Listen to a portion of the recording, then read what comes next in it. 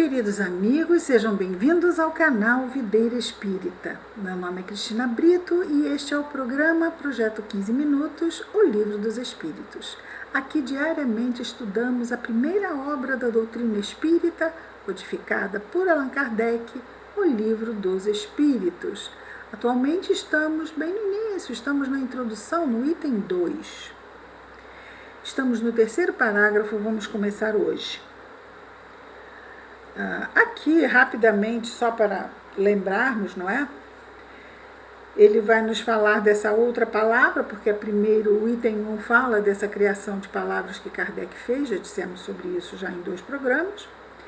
E aqui, então, ele vai falar sobre a palavra alma, que existe diversidade de entendimento sobre o que seria essa palavra, dependendo do contexto.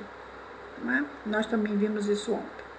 Segundo uns, a alma é o princípio da vida material, orgânica, não tem existência própria e cessa com a vida. É o materialismo puro. Nesse sentido, e por comparação, dizem de um instrumento rachado, que não produz mais som, que ele não tem alma, um instrumento. Conforme essa opinião, a alma seria um efeito e não uma causa. E nós sabemos que a alma é o espírito encarnado, então ela é a causa da nossa presença aqui, porque sem o espírito que somos, só que quando estamos encarnados, chamamos de alma. Essa é a causa de tudo que acontece. Nós, porque somos nós. Não é um produto. A alma não é um produto. A alma é exatamente a essência que faz com que tudo na nossa vida aconteça, porque nós somos espíritos, não é? Quando encarnados, então, chamamos-nos alma. Isso para a doutrina espírita, ok? Então, hoje vamos ver aqui. Outros pensam que a alma é o princípio da inteligência, agente universal do qual cada ser absorve uma porção. Então é como se tivesse ali Deus, a inteligência suprema, e cada um para encarnar tirasse um pouquinho e fosse para a sua experiência, acabou, puf, retorna ao todo. Não vamos progredir nunca, na verdade, não é? Não faz nenhum sentido. Nossa inteligência diz assim, isso não faz sentido nenhum. Não faz nenhum sentido mesmo. Segundo esses, não haveria em todo o universo senão uma só alma, que seria de Deus, a distribuir centelhas entre os diversos seres inteligentes durante a vida destes. Após a morte, cada centelha retorna a essa fonte primeira, confundindo-se com esse todo, como os regatos e os rios, né, os riachos e rios voltam ao mar, de onde saíram. Essa opinião é diferente da anterior, em que, nessa hipótese, há em nós algo mais que a matéria. Ok, o problema é que sai de Deus, depois volta para Deus, ou seja, nós não existimos como individualidades. E nós sabemos que nós somos indivíduos, ou seja, somos indivisíveis, certo? Essa opinião é diferente da anterior, em que, nessa hipótese, há em nós mais do que matéria, restando alguma coisa após a morte, mas é quase como se nada restasse, visto que, não tendo mais individualidade, não mais teríamos consciência de nós mesmos. Dentro dessa opinião, a alma universal seria Deus, e cada ser uma porção da divindade. É uma variedade do panteísmo. Certo? Panteísmo. Segundo outros, enfim, a alma é um ser moral. Então é interessante que Kardec, quando ele vai nos ensinar sobre várias coisas, ele começa com o que dizem A, B, C, e por último vem o que diz o Espiritismo. Né? Da onde vem o que diz o Espiritismo? Kardec levanta de manhã e diz assim, é isso que diz o Espiritismo. Não. O que diz o Espiritismo foi trazido pelos espíritos superiores, recebido pelos médiuns a partir das perguntas que Kardec fez a médiuns do mundo todo, e depois foi fazendo todo um trabalho de selecionar as respostas por bom senso e não esquecendo que ele também estava ali amparado pela espiritualidade, a fim, porque o trabalho nunca é de uma pessoa só, não é? Até Jesus, quando veio, ele veio com um grupo de espíritos para ajudar em sua missão. Temos Maria, temos José, temos João Batista, espíritos de escol que vieram, e Jesus chega a falar até de João, não é? Que nunca houve no mundo um espírito como João, no nosso mundo aqui. Era, pelo que Jesus diz, depois dele, João Batista seria o espírito mais elevado que a Terra já conheceu. Ele diz as exatas palavras? Não, ele diz exatamente isso, que o mundo não conheceu nenhum homem como João Batista, mas que ele estava acima de todos os homens do mundo, mas estava abaixo de todos os anjos do céu. Ou seja, ele era um espírito já muito elevado, mas não era ainda um espírito puro. Vamos voltar aqui.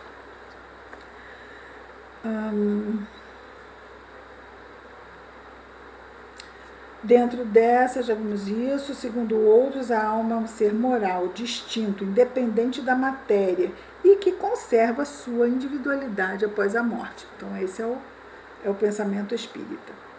Essa acepção é, sem contestação, a mais geral, porque, sob um nome ou outro, a ideia desse ser que sobrevive ao corpo se encontra em estado de crença instintiva. Então, é algo que nós trazemos em nós, e quando ouvimos, há um certo assim, isso, no mínimo, nós achamos bastante interessante. Para outros, mas é isso que eu sempre pensei? Olha, finalmente eu encontro um lugar que fala o que eu penso, o que eu acredito. Isso é muito interessante, né? Ou, entre um e outro, nós ouvimos e dizemos assim, eu nunca tinha pensado isso, mas faz todo sentido.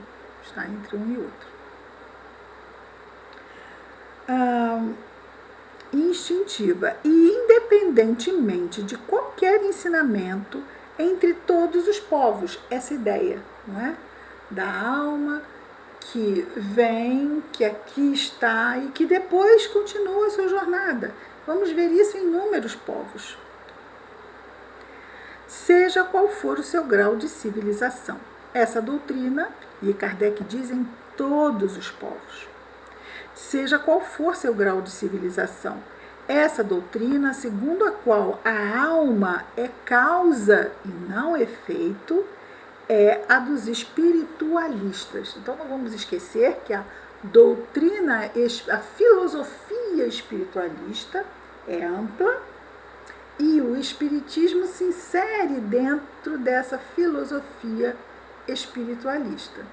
Nós até mostramos aqui a folha de rosto do livro dos Espíritos, em que temos aqui, não é? Filosofia espiritualista. O livro dos Espíritos aqui, filosofia espiritualista. Então, sem discutir o mérito dessas opiniões e considerando apenas o lado linguístico da questão, diremos que essas três aplicações da palavra alma constituem ideias distintas: o materialismo, o panteísmo e o espiritualismo, que reclamariam cada uma um termo diferente. Essa palavra tem, pois, tríplice acepção, e cada um tem razão de seu ponto de vista na definição que lhe dá. Então, tanto os materialistas, quanto os panteístas, quanto os espiritualistas vão usar a mesma palavra alma. No entanto, cada um deles entende que ela é uma coisa diferente. Para uns, cessando a vida, a alma acaba. Para outros, cessando a vida, a alma volta para o todo da onde saiu. Segundo os espiritualistas, a alma está num num caminhar, num trajeto onde ela veio e aqui está e sai daqui e continua a sua vida no mundo maior.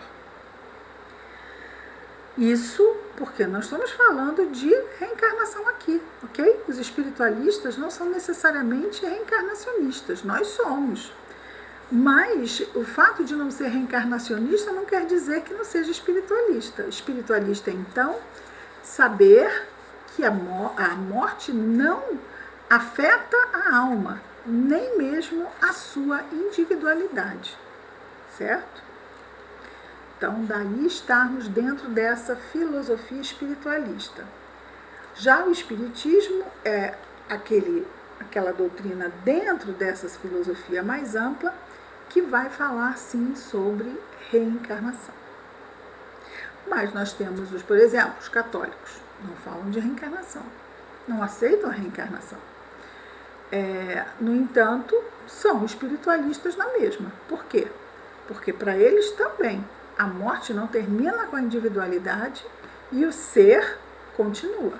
Claro, todos os cristãos, porque Jesus veio mostrar exatamente isso. Ele foi crucificado e ressuscitou ao terceiro dia.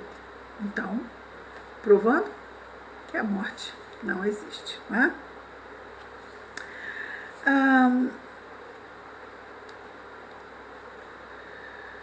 Essa palavra tem, pois, tríplice acepção, tríplice sentido, e cada um tem razão do seu ponto de vista na definição que lhe dá.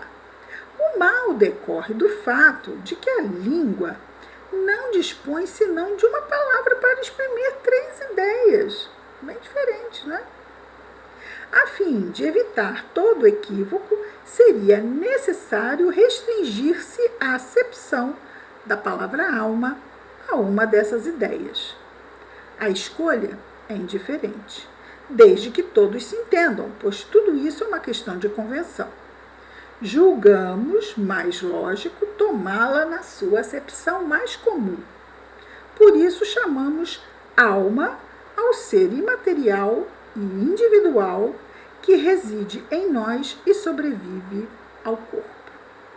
Mesmo que esse ser não existisse e não passasse de um produto da imaginação, ainda assim seria preciso um termo para designá-lo. Na falta de uma palavra especial para cada uma das outras duas ideias, chamaremos de. E agora então, ele vai falar dos termos espíritas, porque alma vai ser esse terceiro, certo? Então, esse ser que sobrevive à morte do corpo físico. Mas ele vai dizer assim: na falta de uma palavra especial para cada uma das outras duas ideias, chamaremos de princípio vital. O princípio da vida material e orgânica, seja qual for a sua fonte, e que é comum em todos os seres vivos, desde a planta até o homem. Então, esse princípio vital é o que dá vitalidade. É o fluido responsável pela vitalidade vamos dizer assim, do corpo físico, certo? Pela vitalidade. Então, nós somos seres espirituais nos manifestando através de um corpo denso. Como que isso acontece? Através desse princípio vital, certo? Fluido vital, que é o que faz com que o perispírito se una ao corpo físico. Esse princípio vital, ele vai estar no nosso duplo etérico, que é exatamente aquele corpo etérico que faz a ligação do corpo físico, célula a célula, com o corpo espiritual ou perispírito. O princípio vital, vamos ter que parar aqui. Esse assunto ele é muito importante, então nós temos que ir devagar. Amanhã vamos inclusive repetir aqui esse finalzinho, Vamos começar por aqui, na falta de uma palavra, embora já tenhamos explicado até aqui. Muito bem. Amanhã estaremos de volta com mais um programa do projeto 15 Minutos, o Livro dos Espíritos. Que Jesus nos abençoe a todos. Muita paz.